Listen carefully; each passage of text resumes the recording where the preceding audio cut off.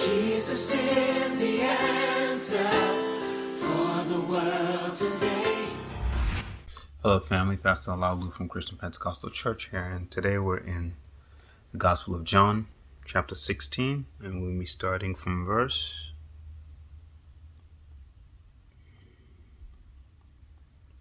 25, we're going to go to the end. These things have I spoken unto you in Proverbs, but the time cometh when I shall no more speak unto you in Proverbs, but I will show you plainly of the Father. At that day ye shall ask in my name, and I say not unto you that I will pray the Father for you. For the Father himself loveth you, because ye have loved me, and have believed that I came out from God. I came forth from the Father, and am come into the world again. I leave the world, and go to the Father. His disciples said unto him, Lo, now speakest thou plainly, and speakest no proverb. Now are we sure that thou knowest all things, and needest not that any man should ask thee. By this we believe that thou camest from God, forth from God. Jesus answered them, Do you believe now? Behold, the hour cometh, yea, is now come, that ye shall be scattered, every man to his own, and shall leave me alone. And yet I am not alone, because the Father is with me. These things I have spoken unto you, that ye in me ye might have peace. In the world ye shall have tribulation, but be of good cheer. I have overcome the world. So there's something I say to my children. Goes something along the lines like, it's titled as message like R to the E to the LAX, and then they say relax. And that's when I read this portion of scripture, especially in verse 33, that's what always comes to mind. Jesus says, These things have I spoken to you, that in me you might have peace. In this world you will have tribulation, but be of good cheer. I have overcome the world. So relax. No matter how hard things might get, no matter how difficult. We see the disciples, they were asking questions. They wanted to know, like, how do we know? But what they didn't understand, what Jesus was speaking or foretelling his own death and resurrection there and his ascension. He was saying that, hey, I came from the Father, I'm going back to the Father. And before I used to tell you, I'm going to ask of the Father. But at that moment, I won't have to tell you that anymore. And the Father loves you. He said, the Father loves you because you've loved me. Then they say, yeah, cool. So now we know that you came from the Father, because you won't have to ask of the Father anymore.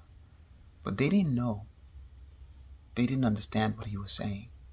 In that moment, he didn't speak in a proverb, yet they still didn't understand what he was saying.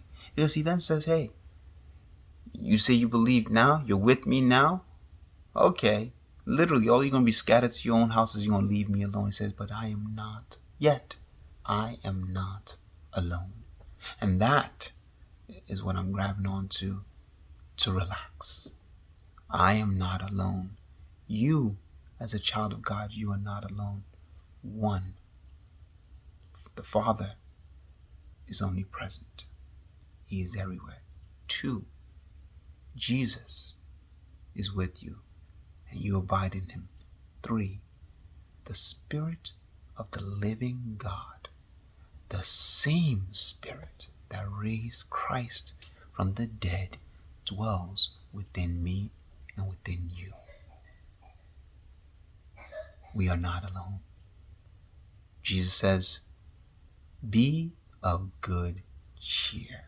He said, peace, peace. Be of good cheer. I have overcome the world. So relax. Nothing can be greater than our God.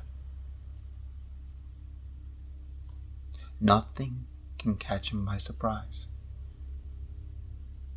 Nothing can knock him off his guard. He's omnipotent, omniscient. Relax. Even in Jesus foretelling his death, resurrection, and ascension, He knew what was coming. He knew the difficulty. He knew the shame. But yet, to have a relationship with you and I, to have fellowship with you and I, he said, it is worth it. For the joy that was set before him.